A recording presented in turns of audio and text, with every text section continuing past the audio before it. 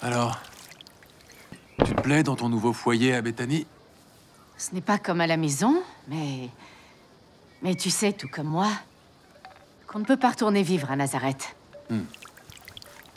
Ça te manque? Nazareth n'est qu'un endroit. Et après ce qu'ils t'ont fait subir là-bas... Oh, mais c'est là que se trouve la tombe d'Abba. Moi, je préfère me consacrer aux vivants plutôt qu'aux défunts. Et Lazare, il prend bien soin de toi? Beaucoup trop bien. Si ça ne tenait qu'à lui, je resterais assise toute la journée, à l'ombre du soleil et dorlotée par Marthe comme la reine de Saba. J'ai dû insister lourdement pour qu'il me laisse contribuer aux tâches de la maison, en cueillant des graines et des baies. C'est ce que j'ai entendu. Ah, Ima! Oh, ça va, arrête de te plaindre. Tes cheveux finissent par faire des nœuds comme avant. Et je vois que tu es toujours aussi douce pour les défaire. Je suis aussi douce que toi, ne l'oublie pas. Du moment que tu ne mouilles pas ton pouce pour me nettoyer le visage, ça devrait aller. Ça ira. Estime-toi heureux. Ah oui, Dieu merci.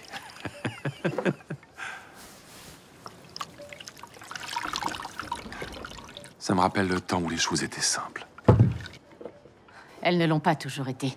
C'était pas toujours facile. Parfois, ton père et moi, on devait se mettre d'accord pour décider qui de nous deux allait manger.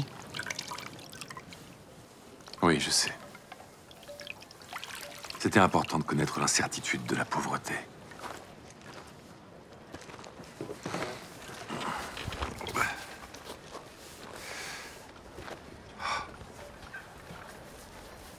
Mes disciples sont pauvres dans un sens différent. Dans leur manière d'écouter, de comprendre, dans leur foi. Pour ça, ils sont démunis. À ce point-là. Ils réclament des acquis terrestres, des positions de prestige, à ma droite et à ma gauche. Ils veulent la gloire. Ils sont offensés quand je fais preuve d'humilité et de déférence face aux puissants de ce monde, et, au lieu comment dire, de transformer les légionnaires romains en statues de sel dans leurs esprits. Ce ne sont que des humains. Tu t'attendais à quoi? Je suis aussi un humain. Mon fils, j'ai changé tes langes dans ton enfance quand ils étaient sales. Fais-moi confiance, je sais que tu es humain.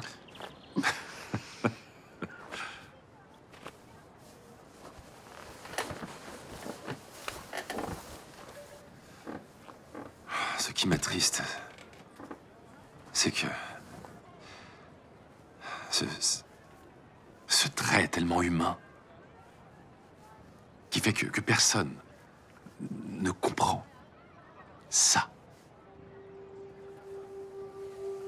Ce n'est pas leur faute. Ils en sont simplement incapables. Je prononce les paroles de mon Père qui est aux cieux, et les chefs religieux disent que je blasphème.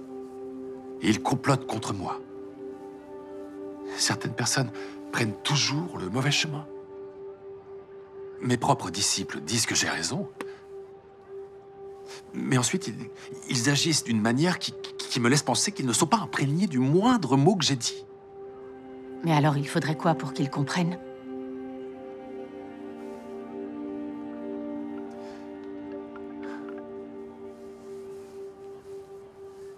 Mon fils. L'amertume. Quoi? Une réponse amère à une question amère.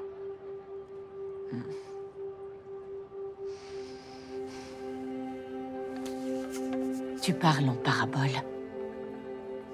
C'est vrai. Oui, ça m'arrive.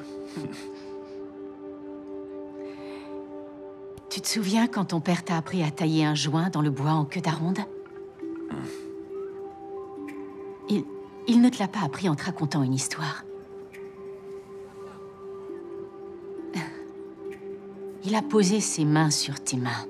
Il a replié tes doigts autour des outils. Et il t'a guidé.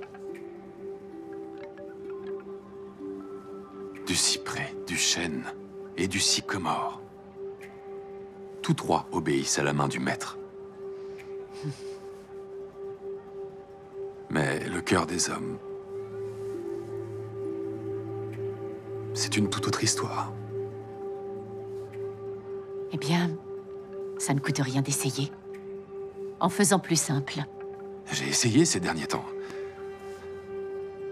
Je leur ai expliqué exactement ce qui allait se passer. Ils ne l'ont même pas relevé. Le désir humain d'éviter d'entendre de mauvaises nouvelles, ça provoque parfois une surdité. Tu as raison. Tu vas trouver une solution.